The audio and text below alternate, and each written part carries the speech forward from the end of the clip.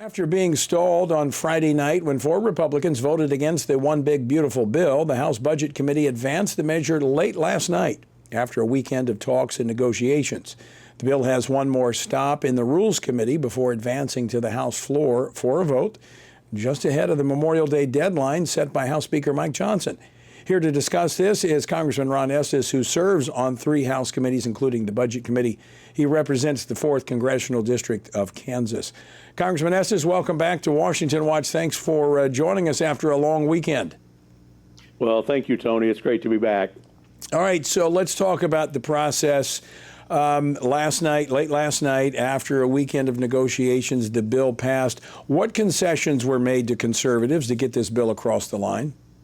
Yeah, you know, this was a great next step that we took last night in the Budget Committee, moving towards passing this one big beautiful bill. There's so many good components in this in terms of focusing on how do we make sure we increase funding for the defense, how do we help support with all the illegal immigration and border security here, how do we start to work on the deficit reduction, as well as making sure Americans don't get a 22% tax increase. And over the weekend, I think a lot of the work was done, particularly the discussion from most of the Budget Committee members were talking about how do we get more deficit reduction and focus on some of those policies, particularly some of the ones, the way the bill was originally structured in the different committees was a lot of the spending increases was up front in the first few years of the 10-year window, whereas a lot of the reductions were in the latter part of that. So a lot of the work was how do we bring some of those reductions forward as well so that we can help work and address the deficit as it stands right now. Well, and I think that's important for people to know, because there's a lot of budget gimmicks that are used, and you can push things out, you know, to the 10-year window, the end of that 10-year window, and you're not going to have control over it. So what you can control is only what is happening in this Congress, or maybe the next Congress you'll have influence. So I think it's right for conservatives to push this up, especially in light of Moody's rating cut of the U.S. sovereign credit rating down 1 notch. I mean, they're concerned about America's continuing deficits and our big debt. That's right, and you know, Moody's hasn't always gotten it right, but there's certainly some indications here that our spending is out of control. You look back, going back to 2019, our spending has gone up 70%, even while revenue has gone up 50%. But spending's just gotten so large at the federal government level. And you know, Moody's missed the boat earlier when they were talking about the so-called Inflation Reduction Act, when they said that would not cause inflation and it would lead to a lot of jobs. And that did not happen. And so we want to make sure that as we pass the one big beautiful bill, that it helps focus on how do we keep the economy going and lowers the deficit as we move forward. Yeah, I mean, you're right on Moody's. But I think we all can recognize that when we're carrying nearly $37 trillion in debt, and we're adding almost $2 trillion a year now at the clip that we're running at, we cannot sustain this. And so I applaud the work of conservatives on the Budget Committee and the Republicans as a whole.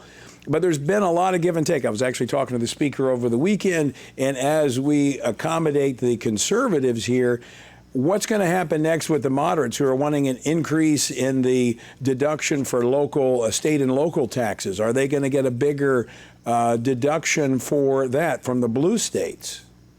Yeah, I think that is one of the difficulties as we go through this process, because there's so much good in this bill that we're looking at, and we're trying to focus on so many things. Obviously, there's lots of dynamics that affects different districts, as well as affects different senators in different states. So we want to make sure, as we're structuring the bill, that we address it and we keep moving forward with deficit reduction, as well as making sure that we don't have this huge tax increase next year. Well, those are 2 very significant items you just brought up. Number one, the tax increase, which, if this is not passed, almost every American family that pays taxes is going to feel it. But that deficit reduction, that's one that I don't think people pay as much attention to, because we've heard it so often. It's kind of like, you know, the boy who cried wolf, and people have heard it over and over again and nothing's happened. But that doesn't mean it's not going to. I think we're reaching a point where the level of our debt that we have amassed as a nation is just unsustainable. And we're paying, you know, $1 trillion a year just on interest, more than what we pay for national security. I'm wondering, has that awareness gripped the Congress to go beyond the parochial issues that you talked about? You got this program here, got this program there, got this state that wants this, but looking at this as a whole as a nation, have we reached that point yet? I think as we've seen over the last year and a half, as the interest costs have risen from roughly $300 billion up to $1 trillion, there's a lot more visibility in Congress as well as across the country that it's an issue we have to address. Right now, as you said, interest is higher than defense spending. It's behind only Social Security and Medicare, and in the next couple of years, it's expected to pass a Medicare cost. And so one of the things we need to make sure is that even though people recognize it's a concern, we've got to be willing to actually address some of our issues and recognize that there's got to be some decisions made, even though there are provisions we may not agree with 100%. I may not agree with 100% all of the provisions that end up in there, but we're trying to make sure that we get the best solution moving forward. And it's a combination. I think you've got to address the spending side, but you also want to increase growth. I mean, you've got to increase economic growth, which is going to create more tax revenue. And a part of that, I think, is the tax cuts, because that's going to spur on, I think, more investment, more activity. So it is a combination of doing both. And frankly, I think we've been, Congress has been a little hesitant to do the spending cuts, because once a program is created, rarely does it ever go away.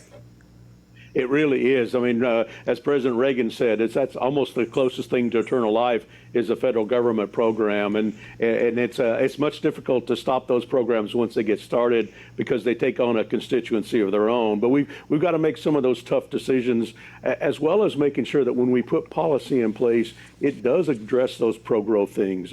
Our bipartisan scorekeepers, the Congressional Budget Office and the Joint Committee on Taxation, tend to look at things mostly in a static view. And we recognize that we want to make sure that we incentivize businesses to grow. We want to incentivize having that economic growth, because we know with that economic growth, we'll continue to get more tax revenue. If you look back consistently over the last several decades, our tax revenue has come in about 17 to 18% of our GDP. So a growing GDP means we have more tax revenue, but our spending is now ballooned up to a roughly 24% of GDP, and that's where our problem is right now. Yeah, that's a really good point. We ought to tie our spending to our GDP. So you can't have any more growth in spending that you do in economic growth, except maybe in an emergency situation, war, or something like that. Congressman Estes, just a couple minutes left here. So the bill passed last night. It now has to go to the Rules Committee. So what are the prospects there? The next steps, as you said, are going through the Rules Committee. A couple things that are being done. There's some of the final negotiations on which provisions go in for the deficit reduction, as well as some of the tax provisions as well, and looking at how do we move some of those deficit reduction provisions forward. There's also, as we have to look at it, because of the rules in the Senate around the Byrd rule, we have to make sure that the bill that passes out of the House doesn't conflict with some of those provisions over there. So that's the step right now that's going on in terms of crafting a manager's amendment for the bill as it goes into the Rules Committee, and then it'll be passed, and we expect to have it passed and pass the floor of the House this week. Now, Chip Roy, congressman from Texas, is on the Rules Committee. He is also a member of the Budget Committee. He voted against it. He was one of the 4 that voted against it on Friday night. Last night, the 4 Republicans just voted present, so their vote didn't count against it. Is he going to be satisfied, you think, when it comes to the Rules Committee? Will he vote for it in the Rules Committee? Yeah, I think that's part of the process. One, over the weekend, I mean, there was a lot of time being spent as they focused on what are some of the types of issues that they could do to bring some of that deficit reduction forward. And I've talked with Chip last night and talked with some of the other members, and they're focusing on how do we make sure some of these good provisions get included. That's kind of the part of the next steps as they're working towards that manager's amendment for the Rules Committee. And I do expect that we'll get 218 votes on the House floor so that we can pass this legislation and keep it moving forward. It's too important for America not to. Optimistic that it will be done by Memorial Day? I am optimistic. I think it may be, Thursday or Friday this week when we get that done, and they're looking at trying to schedule a vote on Thursday. Okay, well, I've got my schedule cleared through late Friday because sometimes I know these things come up to the wire, trying to get them across the line. Congressman Estes, I want to thank you for joining us. Always great to have you on the program. Great, thank you.